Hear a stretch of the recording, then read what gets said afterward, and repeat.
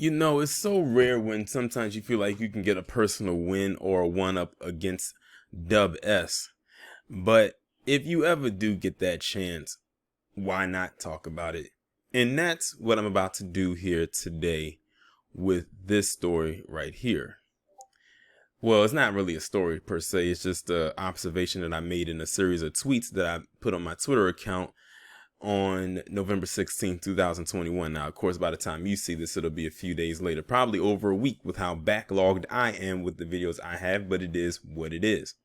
So I was basically making a thread and it was relating to Kyle Rittenhouse, but it was going beyond Kyle Rittenhouse and basically talking about how the people who was killed by him and injured basically got the nigga treatment. And what I mean by that is they in that moment treated them how they would treat a black person who was a victim that was killed unjustly, mainly by or possibly by a cop and law enforcement who was PC, meaning that they will do anything to make the victim the perpetrator and make the perpetrator the victim.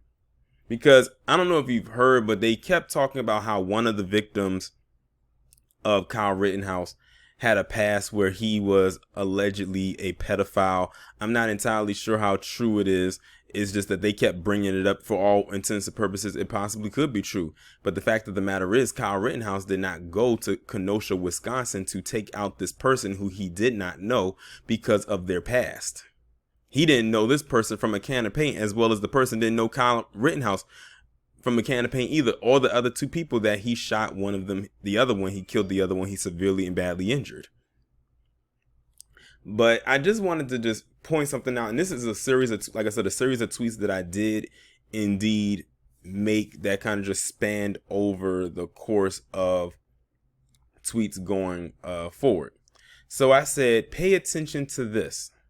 The people, specifically that Rosenbaum guy who Kyle shot and killed, got the nigger treatment by his supporters.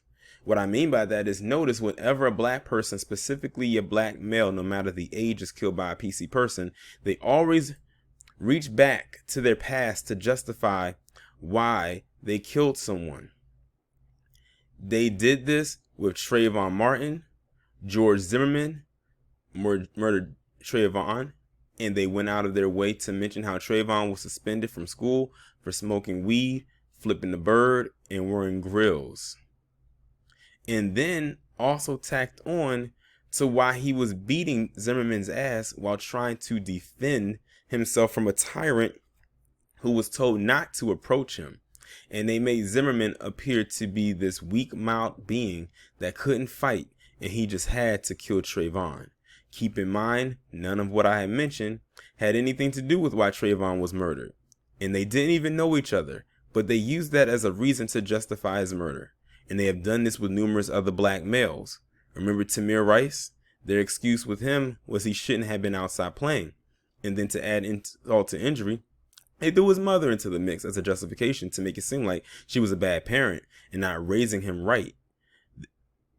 This trying, and I'm kind of messed up with the typing, but you kind of get what I mean. It says, and trying to make her feel guilty for why her son was killed. Now, when it comes to Kyle Rittenhouse, he has a sordid past himself. Remember the video of him beating on that girl? We all saw it. Well, those of us who wanted to see it. He beat the shit out of her on camera while wearing some ugly ass Crocs. If y'all didn't know, I hate Crocs. Crocs are some of the ugliest shoes. I don't care how comfortable they may be. But they made sure not to bring that up. And had they did, they would have said something along the lines of, what does that have to do with anything? But they didn't have that same energy with Trayvon Martin and Tamir Rice. Also, they don't mention or speak ill of his mother who brought him to Kenosha, Wisconsin when she shouldn't have. So they won't say she's a bad parent or irresponsible with her provocative organs because she's a single mother. That's reserved for black mothers, FYI. Same with deadbeat fathers. And speaking of, let's jump to that little unspoken tidbit. From what I have heard, Kyle's pappy is an alcoholic, non-child support paying domestic abuser. He checks off all the boxes of lame loser, but that is reserved for black fathers apparently. But let it be a black father. He's all of that and more. And this goes beyond the trial. This is how society is hardwired to see black fathers, mothers, and people in general, no matter the age. So I wrapped this up. I wrapped this thread up with this. PC got on code real quick for this little terrorist, and they didn't care who he killed. As far as they concerned, the people he killed and injured were nigger lovers, and that cannot be spared. And then I inserted the mic drop.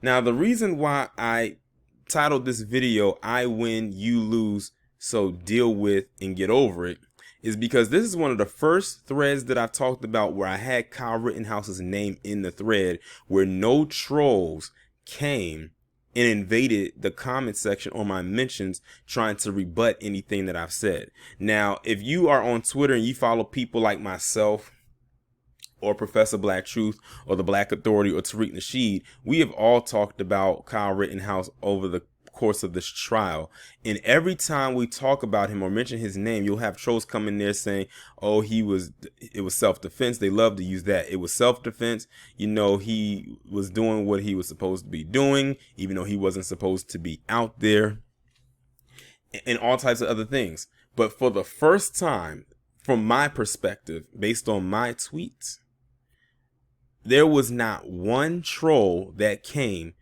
and inserted any of that rhetoric in response to what I put. And it's not like they couldn't see it, because I put Kyle Rittenhouse's name in multiple tweets in this thread. Hell, it kicked off with his name in the first tweet. I talked about him. I talked about his mother. I talked about his father. And not one time did any of them get that triggered enough to come in. You know why? Because I was able to pull points from every aspect that they could not go against. They couldn't come over here with that self-defense crap. They couldn't come over with this Rosenbaum guy was a pedophile crap, because then that would mean I could throw back in there about him beating on the girl. Now, granted, that's not being a pedophile, but he was a domestic abuser, because he was beating on a girl. I don't know how they did not mention that, nor in the trial did they ever mention anything about Jacob Blake. I mean, I don't know how many times I have to say it.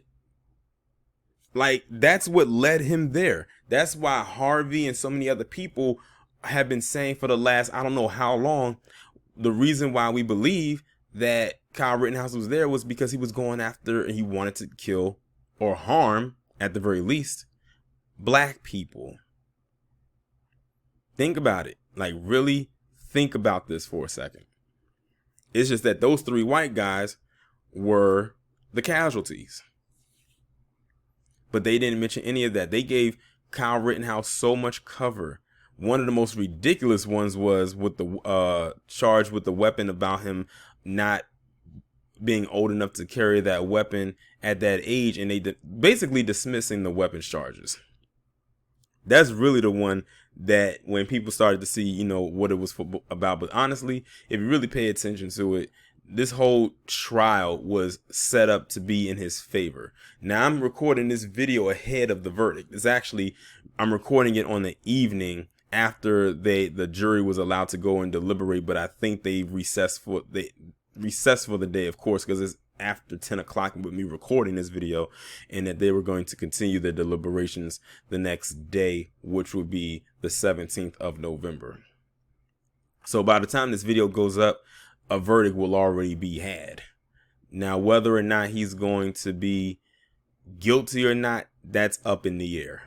And to be honest, it's looking like he could actually walk, and it wouldn't surprise me in the least bit if that was the case.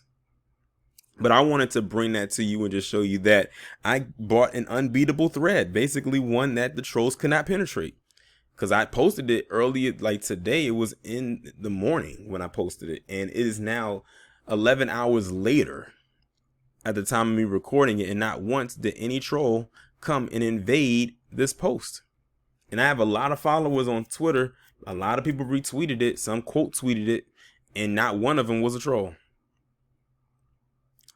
But see, that's the thing about having a good solid memory at the same time. It comes in handy. And it definitely worked in my favor today.